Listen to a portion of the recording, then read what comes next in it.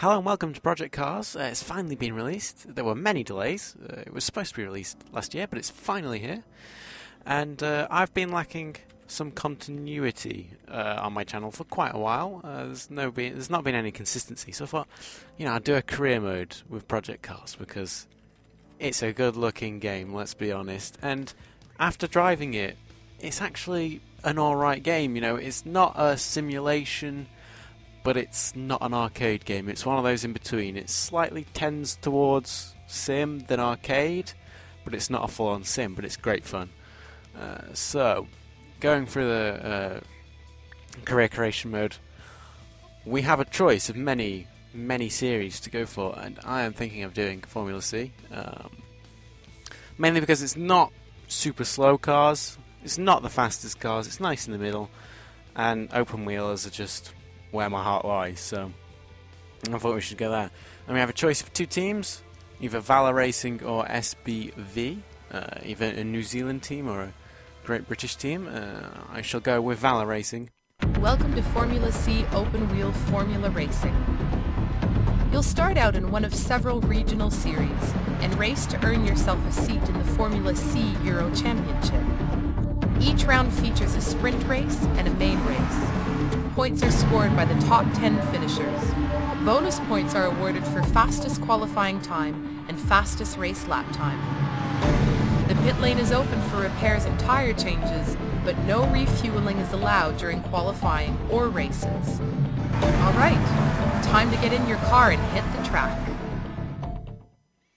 Now the way I'm planning on doing this series is I'll do the practice and qualifying sessions off the video, and then record the races on the video, because then you're actually watching the more interesting part rather than me just learning tracks or whatever.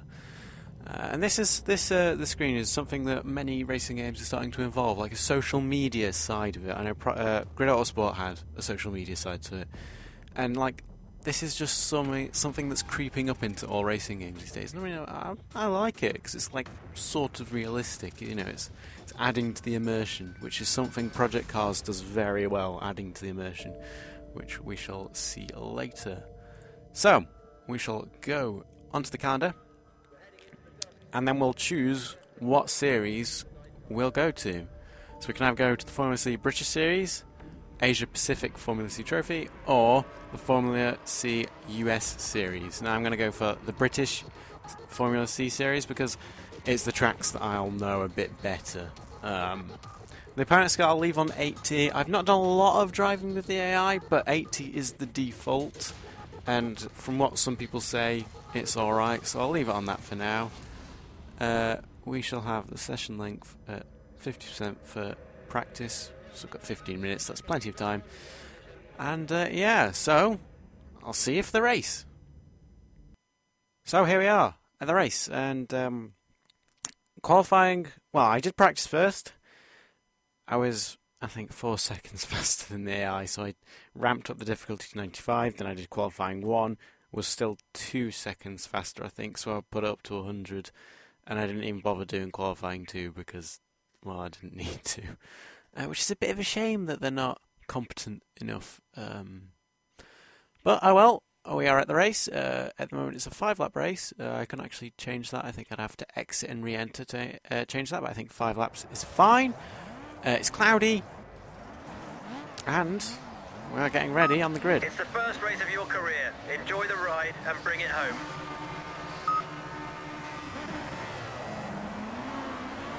And we get away. Average start, not perfect. We are slower off the line. And I'm braking early because cold tyres are a thing in this game. Every outlap I did, I had to brake very early, and we've just nipped past the second place car, and we're getting bashed around. The AI are quite violent, I will admit. They do like a good old crash. But at least they're lively, they're not boring, they're not just follow the leader, which I guess is okay. So, we are braking a bit too early there, and the manor has flown by us. But we are fine as we get contact there. They are very slow through some corners. Turn 1 and that corner especially. They are very slow for some reason. I'm not too sure why. But they are all over me in this race at the moment. Which is weird after how far ahead I was in qualifying. Unless they have better race pace than they do quali pace. There is a car on my outside, but I can't see him. There he is. Not the best place to go too wide, I will admit, so I'll just let him through. I just need to fall back into the groove again. Which I'm sure I will pretty soon, as we are getting ready to go down the inside, which will soon turn to the outside.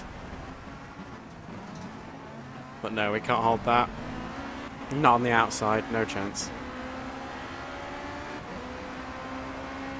We are in a stable 4th place out of 20, which is alright considering it's our first race. And I'm still going slow. That should actually be 1 downshift in that corner, not 2. Should be much faster.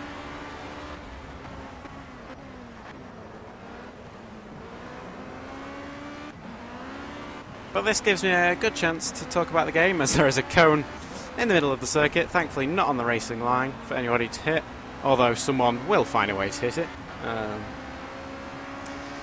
But yeah, I think on project cars, some cars are hit and miss in terms of physics, people say, but others are fantastic. I mean, I personally, when I drove the Formula Bs, they are brilliant. They are fantastic. They just drive so well, and it's so satisfying to drive them. I mean, these Formula Cs, they are very satisfying. I think they are pretty damn good. There are 1 or 2 things that I'd say are a bit silly and strange. The fact that with the Formula A's and the DTMs, you can use DRS anywhere at any time. Which is a bit weird. But other than that, they've simulated the details very well. So like the hybrid energy of the LMP1s, the KERS and the push-to-pass of the Formula A and B. You know, they've done that correctly, which is pretty good of them to do that well, to be honest. I think they've done well in the immersion side of things. And speaking of immersion, I'm using TCAM, mainly so I can see people, because like I said, the AI are a bit mad, so I would like to be able to see them. I would normally use the helmet cam for open wheels, but since the AI are so bonkers, and nobody's actually hit that cone amazingly, since they are a bit bonkers, I am using the TV pod, and I will use bonnet cam for any closed cockpit cars. And this is also one of the first times that I'm properly using a lot more degrees of steering wheel.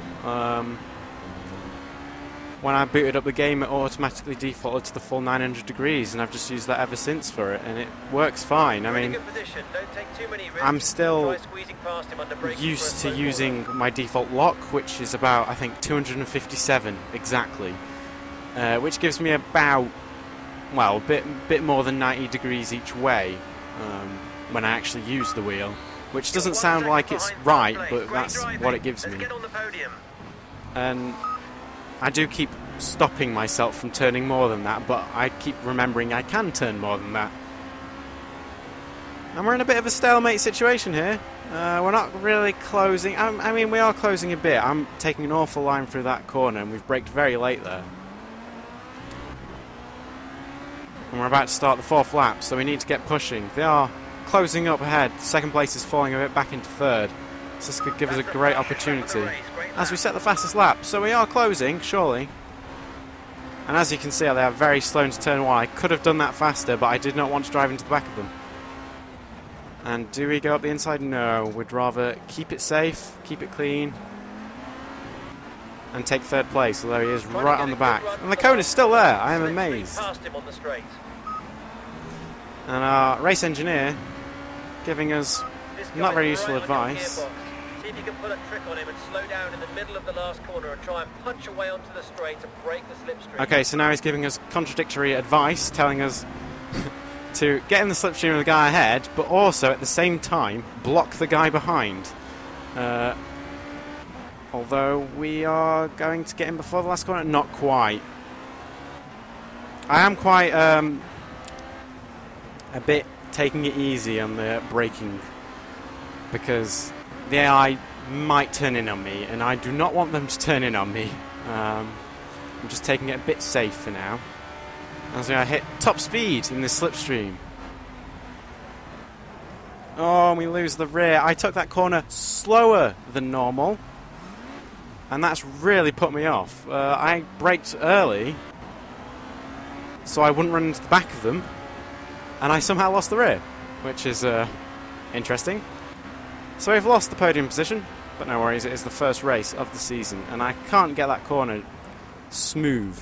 I'm having to do several turn-ins, which is obviously not optimal. But if we stay here, we will have 4th place, as we have the Manchester City goalkeeper ahead of us. Long, well-known Formula C driver, definitely. You can tell someone on the P-Cars development team is a City fan.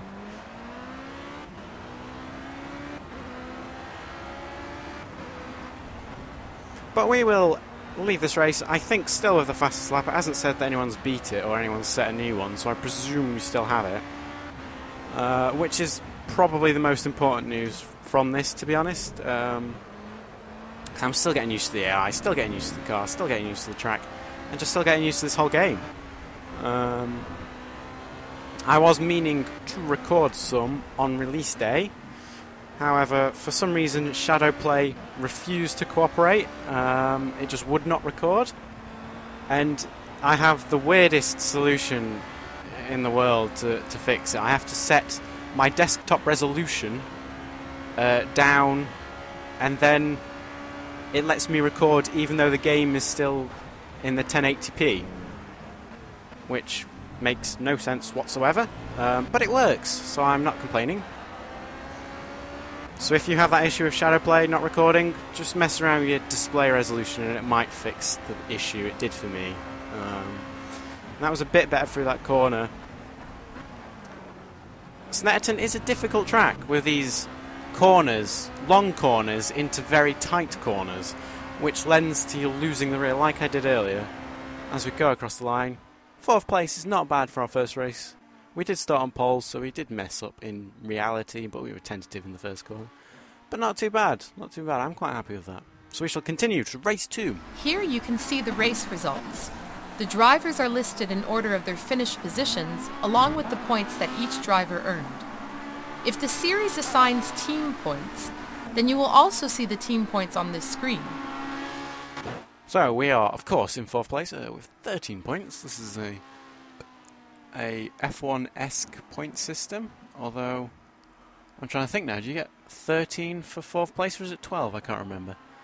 Anyway, we shall head on to race 2, as we shall skip through the talking there, because we do not need to see that. Although I have, of course, gained a point for pole and a point for fastest lap, I believe. So that is why we have 14. It was 12, because the point for pole was already added, I think. That's it for race 1 at Snetterton. Next time, we'll be back for race 2, so I shall see you next time.